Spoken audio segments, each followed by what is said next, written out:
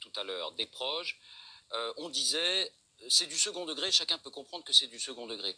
Jean-Marie Bigard, il campe un personnage qu'il présente au début de son sketch en disant voilà le club des chasseurs, en clair un personnage de beauf. Pour vous là, ça n'est pas recevable. Vous allez avoir des problèmes avec les chasseurs.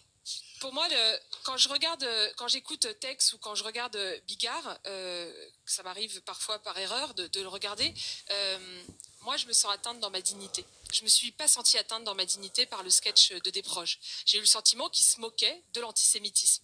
Là, quand je regarde ces sketchs-là, en fait, le message que ça m'envoie, ou quand Cyril Hanouna, par exemple, laisse Jean-Marie Bigard mimer un viol conjugal en rigolant, par un médecin, en rigolant sur son plateau, de fait, il peut se dire j'ai le droit de le faire, mais il ne peut pas ignorer, et Jean-Marie Bigard, Tex ou Cyril Hanouna ne peuvent pas ignorer que quand ils tiennent ce genre de propos, ils banalisent de fait les violences. Quand on dit qu'une fille de 13 ans violée par un réalisateur, en l'occurrence Polanski, c'était pas vraiment un viol.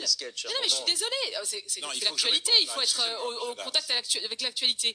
Je veux dire, quand vous dites ça, monsieur Finkielkraut, le message que vous envoyez à toutes les petites filles qui ont été violées dans ce pays, voilà, c'est le message que c'était pas violer les femmes. D'ailleurs, je viole la même tous les soirs. Vous n'avez pas le droit de dire ça. Attendez, mais tous les soirs. Vous n'avez pas le droit de dire ça, monsieur Finkielkraut. Mais c'est du second degré. Mais c'est pas du second degré, c'est pas drôle.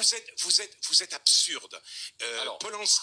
Polanski a été rattrapé par cette affaire 30 ans après. Il a été, pendant un certain temps,